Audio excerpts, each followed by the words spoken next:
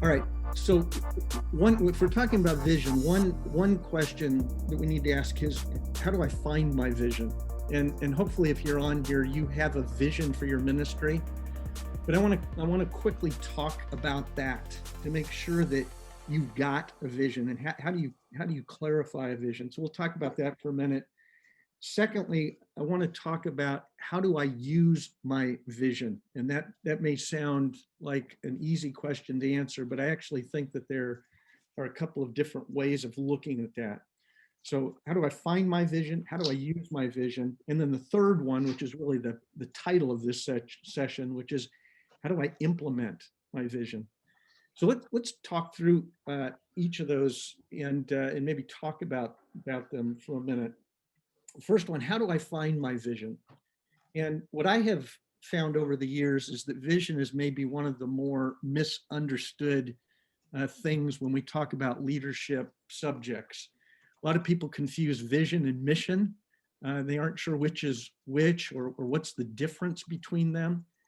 And what I have found helpful is that when we look in the Bible at the way that God called leaders, God always gave them vision.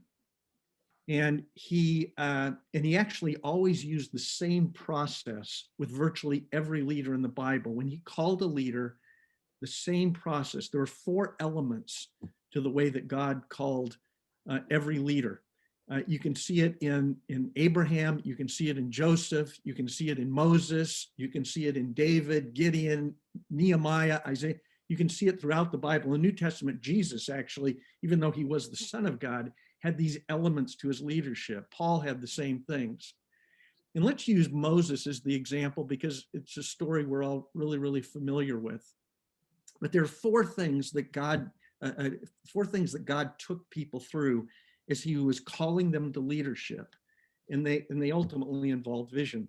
The first thing that God did when he called leaders is he revealed a problem to them. He revealed a problem to them. For every leader, their call started with a problem. For Moses, the problem was that his people, the Hebrews, were in captivity in Egypt as slaves. They were experiencing tremendous injustice. And even though that wasn't Moses' problem, he, of course, had been adopted by Pharaoh's daughter and was living in luxury, really. Nonetheless, this was a problem that at some point he noticed. And so when we think about leadership, when we think about vision, actually, one of the questions we need to ask ourselves is, what is the problem that God is showing to me? You may want to ask that question, for instance, about your own small group ministry. What is the problem that God is showing us? At Saddleback, the problem that we talk about all the time that we're dealing with is actually a verse taken from the end of Matthew chapter 9. And it talks about when Jesus saw the crowds, he looked on them with compassion because they were like sheep without a shepherd. The problem that drew Jesus was people who were harassed and helpless. They were shepherdless people, leaderless people. And so when we think in terms of our small group ministry, that's the problem that we see. One of the questions you might want to ask is, what is the problem that we see in our small group ministry? What is the problem that God is revealing to us? The second thing that God did with every leader in the Bible, after he showed them a problem, is he developed a passion in them for that problem. So it wasn't just that they noticed a problem, they became passionate about the problem. They cared deeply about it. In Moses' case, we know that one day Moses goes out, he sees the problem of slavery. One day he goes out and he sees an Egyptian slave master abusing a Hebrew slave. And he looks around to see if anybody's watching, and then he murders the Egyptian slave master. I'm not sure that that was God's call for him to do that. But what it does demonstrate is that Moses cared deeply about the problem. It wasn't just a problem that he noticed analytically. He was angry about the problem. He cared deeply about it. He had that kind of passion. And in fact, anger is what characterized Moses really for the rest of his life. He was angry when he threw the 10 Commandments, the tablets down, coming down from the mountain. He was angry when he struck the rock instead of speaking to it. Anger is what kept Moses out of the promised land. So emotion isn't always necessarily a good thing, especially if it's out of control. But what I would suggest to you is that every leader in the Bible was passionate about something. They cared deeply about it. We know because they were emotional about it. And I would say this to any leader, that we cannot lead effectively without emotion, without passion, without caring about something. Jesus himself, the verse I just said a couple of minutes ago, Jesus looked on the crowds and he had compassion for them. Jesus cared about them. And so we've got to care. That emotion that is part of leadership is so critical, because it is actually what is the source of inspiring people. It's difficult to inspire people if you don't care deeply about something. And so in every case, every leader in the Bible, this is God took them through a process, showed them a problem, and then developed a passion in them for that problem. The third step in the process was he gave them a purpose. He gave them a purpose. And yes, you're picking up on it. We're going with P's here right now. So we've got a problem, we've got a passion, we've got a purpose. God gave every leader a purpose with which they could address the problem.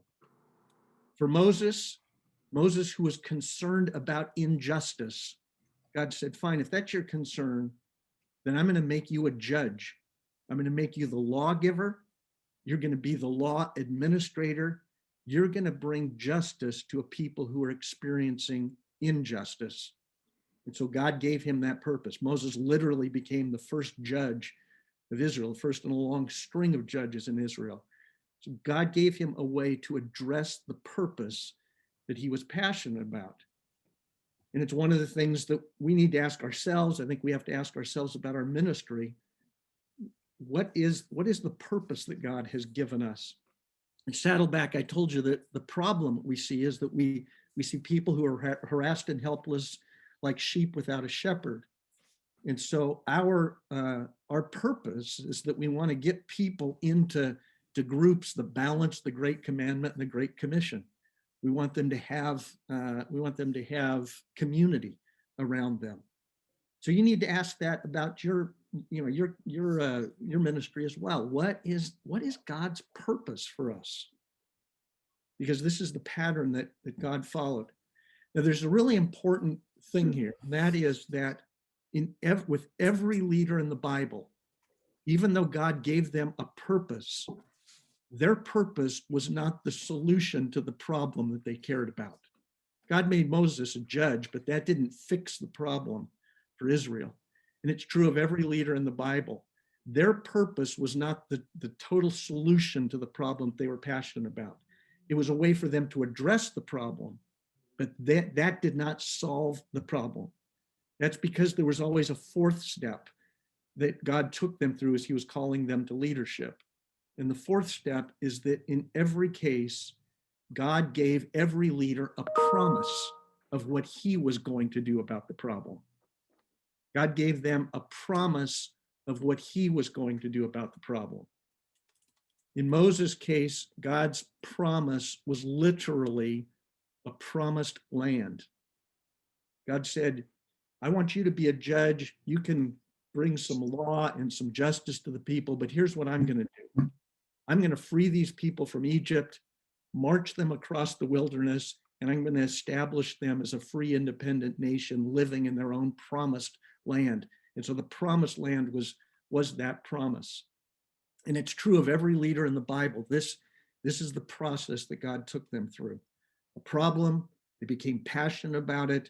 He gave them a purpose that they could address the problem, and he gave them a promise of what he was going to do.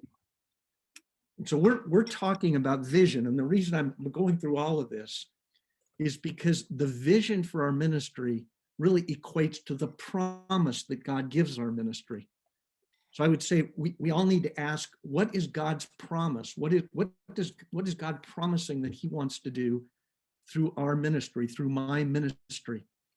At Saddleback, the promise that we have the vision that we have, is that every person from the core of our church to the ever-growing community would be part of a healthy small group. That is our vision. In other words, we want everybody within our sphere of influence to be part of a small group. That's not something we can do. Only God can do that. That's God's promise. That's his vision. And I would say that for every ministry, we need to have that kind of picture. What is the promise that God is giving us? And that promise really is the vision. It creates a destination. It defines an outcome that we are working toward. We can't do it by ourselves. Only God can do it. The purpose that God gives us is our mission. And it's what we get to do while we're working toward the promise. Purpose is mission, promise is vision. And there is a distinct difference between the two of them. Both of them are designed to address the problem that God brings to our attention, the problem that we care deeply about. So let me pause for a minute, because that I think is the biblical pattern for vision. How do we get vision? This is the way God did it with every leader in the Bible. And let me ask maybe a question, or if you guys have questions as well, you can ask them before we move on. But the question that I would ask you to consider is, what is your vision for your small group ministry? What has God promised you to do in your small group ministry? And if you don't have an answer to that right now, that's great. But I think before we think about implementing vision, we need to make sure that we have God's vision for our ministry.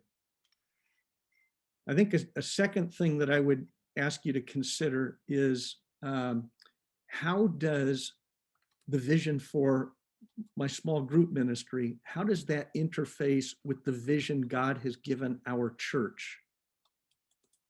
How does the vision for our small group ministry interface with the vision God has given our church?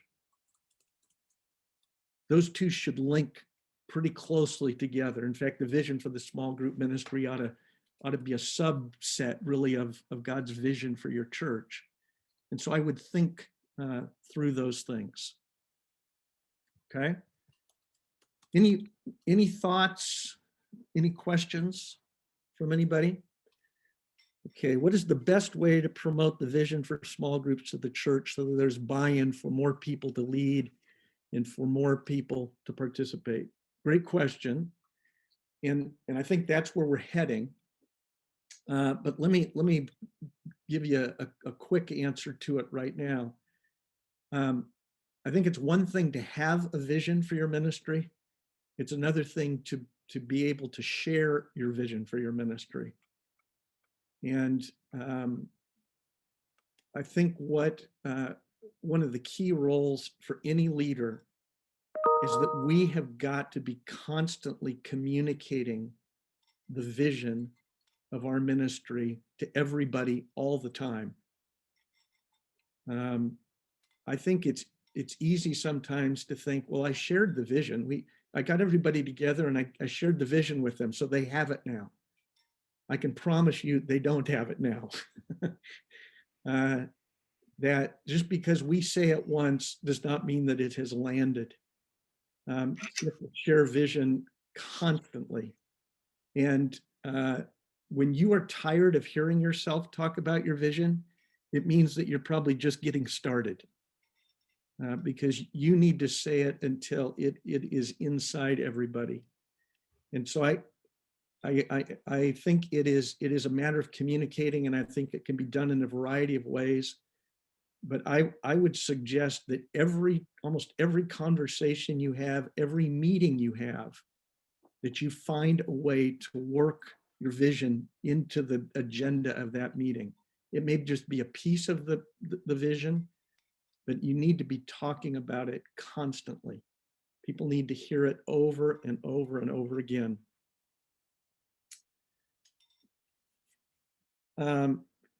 Kirsten asked, what has been your prayer and or process to discover the problem the Lord wants to highlight to you?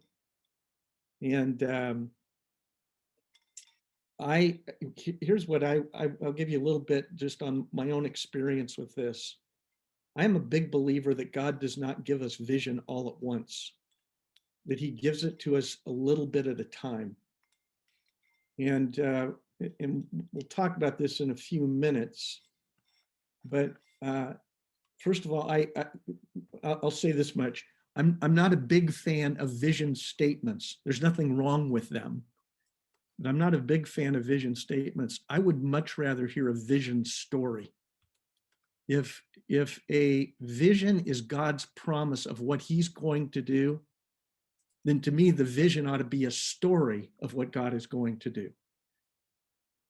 And the reason I like that is because then from time to time, you can come back and look at the story again and ask yourself or ask your team, what new things is God showing us about this story that he's telling through our ministry? With my teams, I like to revisit our vision story at least once a quarter. And we spend some time talking about that. What new things do we see? And we actually update our story. So we literally have written stories. And we update those stories at least every 90 days and share them again with ourselves, with our teams. So I would say it is an ongoing process. I'm sure people have gone and prayed and said, Lord, give me a vision. And then they had the vision and they just went for it. My own experience is that it is an ongoing process and that the Lord over time reveals it more and more clearly to me. Somebody asked about the example of a vision story. I don't have one in front of me. I can't read it to you. But one of the things that we would literally talk about, for instance, I have the privilege of overseeing our internship program at Saddleback as well. And so we have a vision story about our interns. And literally, if you were to read our vision story, it's a story about what happens when we connect with somebody who wants to do an internship at Saddleback Church. We tell the story of their experience, the ways that they grow, the outcomes of it. And so we tell that story. That's part of our vision. And so that's what I would look at when we're talking about small group ministry. What is the story of somebody who connects with your small group ministry? What happens to their lives? What happens when God's promise is fulfilled in them? So I would think along those kinds of lines. One other question here, what sort of conversations or questions should we have for our lead pastor or direct report in regards to aligning group vision with the vision of the church? I think that is a great question. I think I might start with the vision of the church. And make sure that you fully understand it. My experience, again, oftentimes is that vision gets relegated to a vision statement. And again, I'm not putting down vision statements, don't get me wrong. But I think you have to get past the statement. And so to have a conversation with your pastor or your leadership team about what does this really look like? What do we see? What makes vision powerful is when you can talk about the details of the destination that you're heading toward. What does it look like? And the more detailed that can be, the more clearly you can see it, the easier then it will be to align the vision of your small group ministry to the church. But I would start with the church vision first. And make sure then that you understand, if that creates an umbrella, understand the umbrella under which you are operating, because your vision needs to fit under that umbrella. Okay? And then somebody says, what's the best way to get those vision stories? And I think it literally is talking about what do we want to see have happen. Let me give you this. I'll give you two answers to it. One is, usually when we're talking about vision related to a ministry, you need to think in terms of what is going to happen to the individual who comes in contact with your ministry. What is the story of an individual who comes in contact with your ministry? The ideal story when their lives are changed by your ministry. So there's an individual level to vision. Then secondly, there is a scope level to vision. So vision is always about affecting individuals, but there's also a scope to that. And by scope, I mean the size, the range, maybe the number of individuals that you want to affect. And so you have to think individually about vision, and then you have to think bigger about, so if this is happening with the individual, how can this change the world? Or how can this change our community? Or how can this change our church? But you need to think bigger. So I think both lenses you want to look through when you're thinking about vision. Oftentimes when you're doing vision the first time, it's easiest just to think about the individual. How will our ministry affect a single individual? And if you, once you've got that, you can actually build your ministry to accomplish that outcome.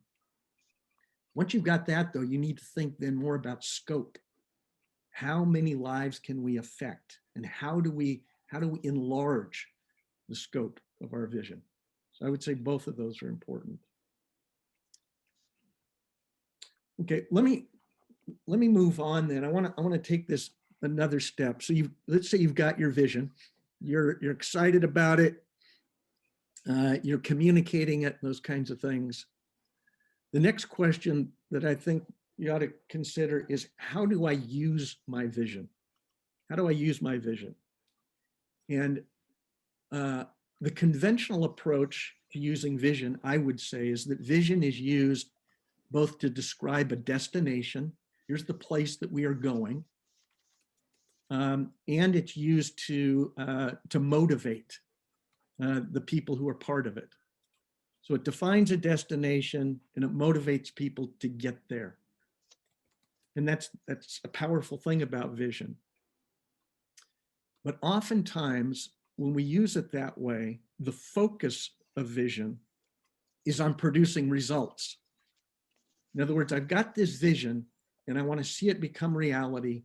And so I want to see these results produced. For Moses, it was getting to the promised land. And so the focus was that we're getting to this place where we're going to move in and we're going to become a free, independent nation. The result or the outcome of what the vision called for. And that's certainly a way to use vision. But I think there's a far more powerful way to use vision, actually a biblical way to use vision. And the model is Jesus himself. You know the story, Matthew chapter 16, Jesus said to his disciples, this is toward the end of his ministry. He asked his disciples a question, who do people say that I am? And they answered him. And then he said, who do you say that I am? And Simon said, you are the Christ, the Son of the living God. And that was a huge statement because Simon was essentially saying, Jesus, I'm all in. We are all in. We believe that you are the Messiah. Whatever you say, we're going to do it. Whatever it costs, we're willing to pay the price.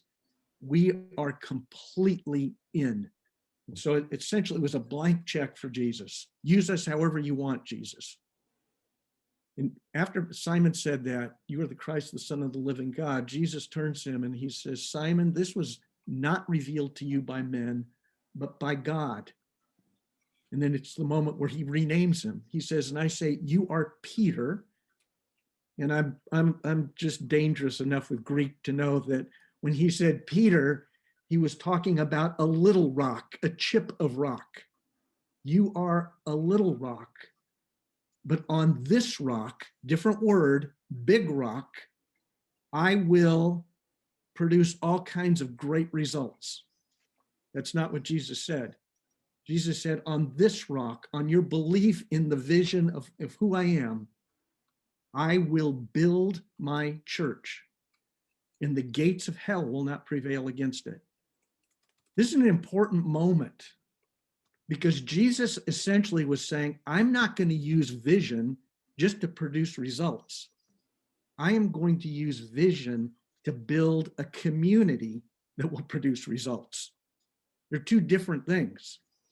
Results are great, but results can only happen for a short period of time. Jesus instead said, I'm not going to settle for results.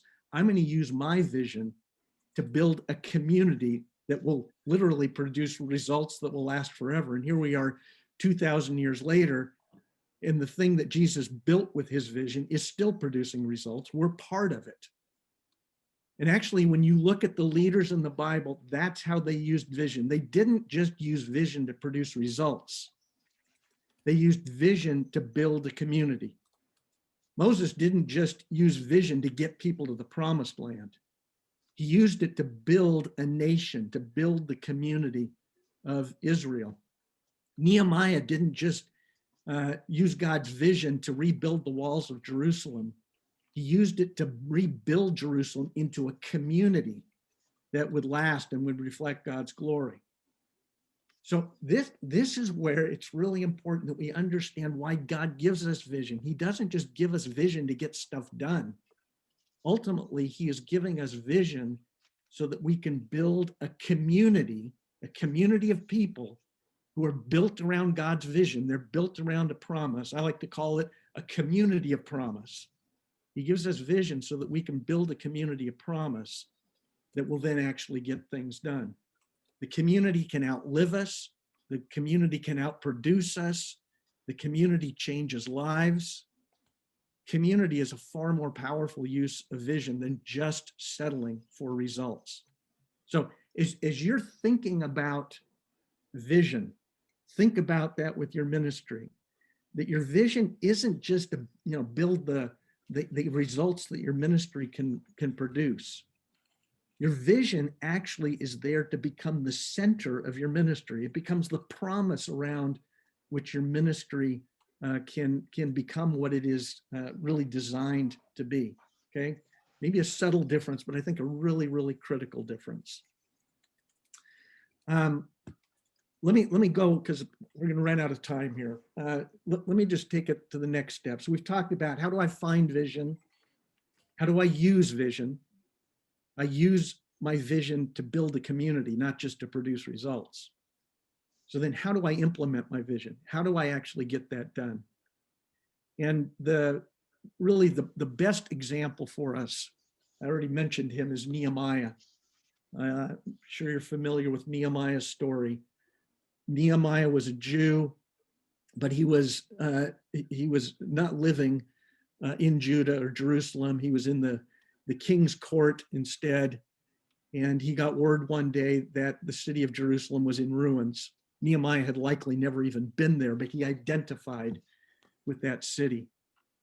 And Nehemiah, by the way, is one of those leaders that God took through the problem and the passion and the purpose and the promise. The problem for Nehemiah was that the city that represented his homeland was in ruins. It was a ghost town. Nehemiah became passionate about that. In fact, he went off for several days and he mourned what he had heard about his city. And so God gave him a purpose. And he said, Nehemiah, you're going to be a builder. And we think of Nehemiah as being a builder of walls, but he was much more than that. Nehemiah was a builder of a community, not just walls. And ultimately, God gave him a promise. And the promise was that he was going to restore the culture of Jerusalem. It was going to become a vibrant place of worship to God. And so Nehemiah went through the same process. What's helpful about Nehemiah's story is that we know the details of how he implemented his vision, how he put the vision to work. And there are quickly 4 steps that he took. And in fact, they are 4 steps that he took to build the community of Jerusalem, to build a bunch of people who were living in and around Jerusalem into a community of promise. And here they are. They are pretty simple, but it started with Nehemiah analyzing the situation that he was in. If you remember, Nehemiah went to Jerusalem. He spent 2 or 3 days just kind of analyzing what was going on. The people already lived there. They knew what was going on. But Nehemiah went around, he inspected the walls of Jerusalem. They were broken down, gates were burned, things were in terrible shape. And after Nehemiah had taken a look around, he'd gotten up to speed with where everyone else was. He called the community of people together. And he said, look at our city. We are living in disgrace, basically. Look at what's going on. Okay, this is important because we've been talking about vision here for the last half hour or so. And vision is wonderful. Vision is inspirational. It's positive. It talks about what could be. But when it comes to implementing our vision and actually using it to build our team, our people into a community, one of the first things we have to do is we have to get off of vision and talk about what is real right now. What is the real situation that we are facing right now? If all you do is talk about vision, you're just a dreamer.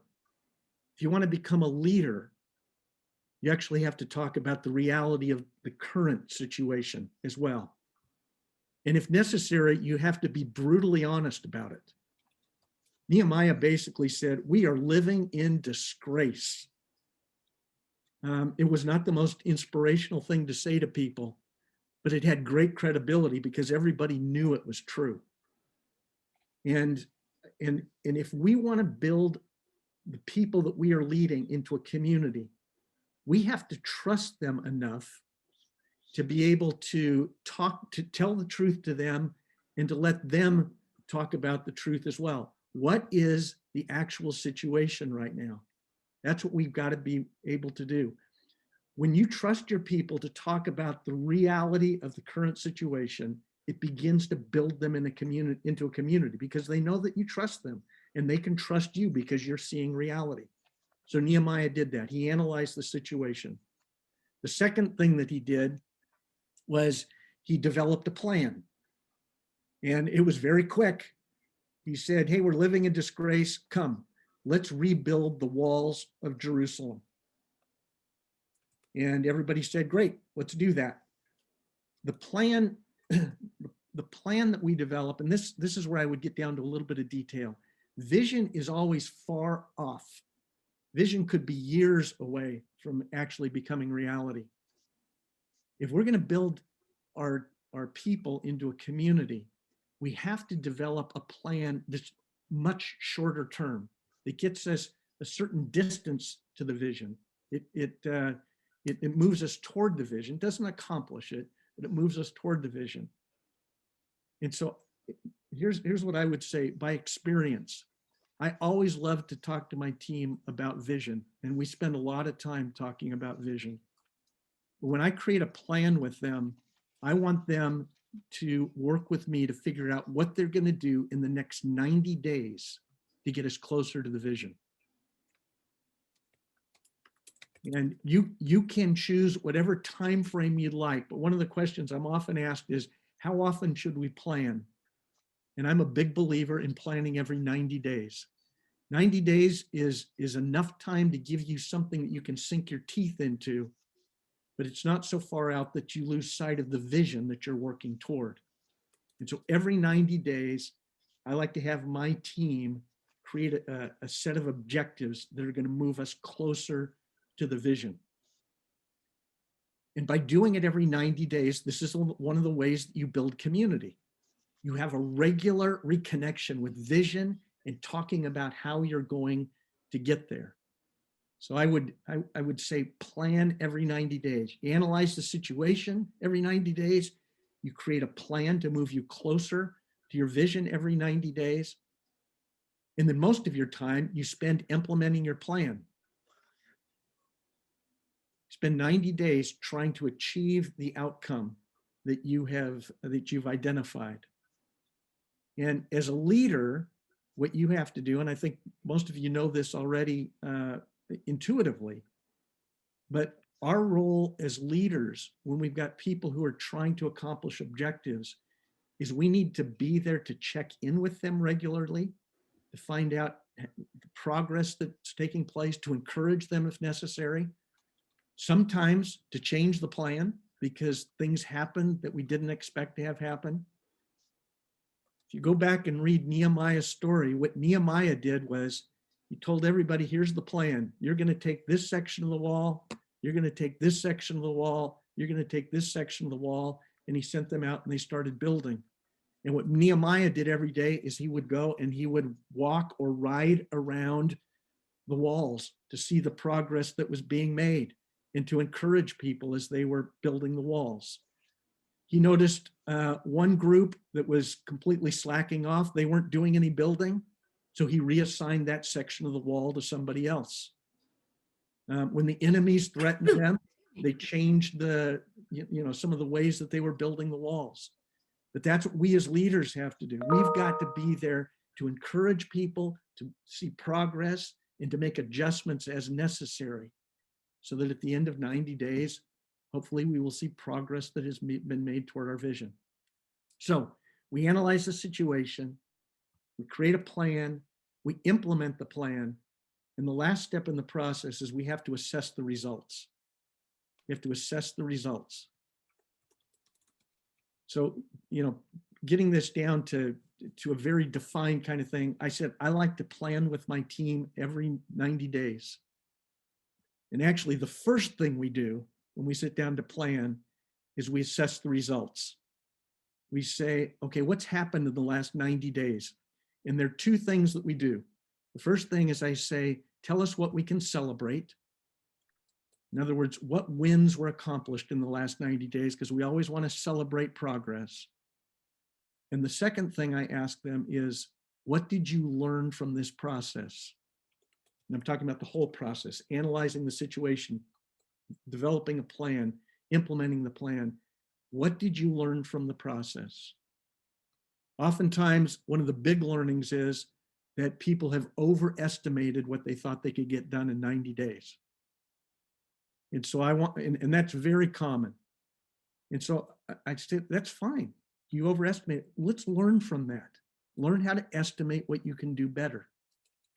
And there are other kinds of learnings, but I want them to celebrate the wins and I want them to learn from the process.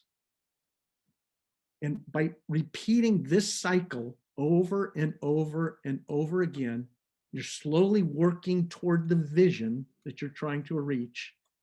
And at the same time, by doing this together, what happens is you build your team into a community that's focused on the promise. You do it over and over and over again. And Nehemiah did it. I just copied him. I've been doing it for years.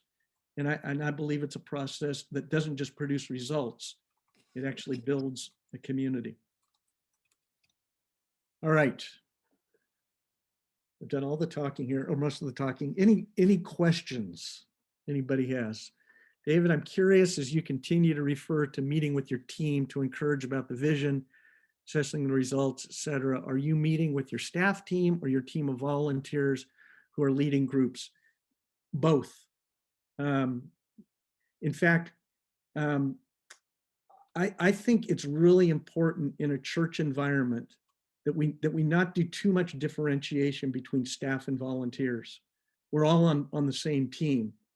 Staff are putting maybe their full time into something, but I think you want to think of your team as both staff and volunteers.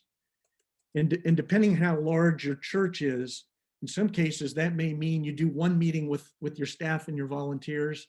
If you're larger than that, there may need to be multiple layers of meetings that take place. But bottom line is try not to differentiate between staff and volunteers. Everybody's part of the team. Any other questions?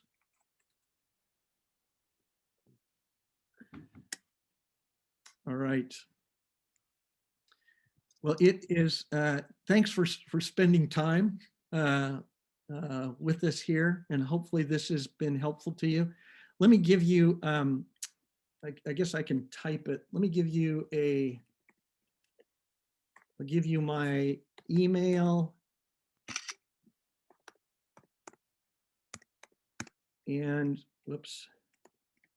And I will type in, I'm going to be brave like Steve and type in my cell phone as well. And if I can help you out in any way, don't hesitate to email or call. Okay. Thanks, everybody. I'll leave that up there so you can copy it if you want. Bye-bye.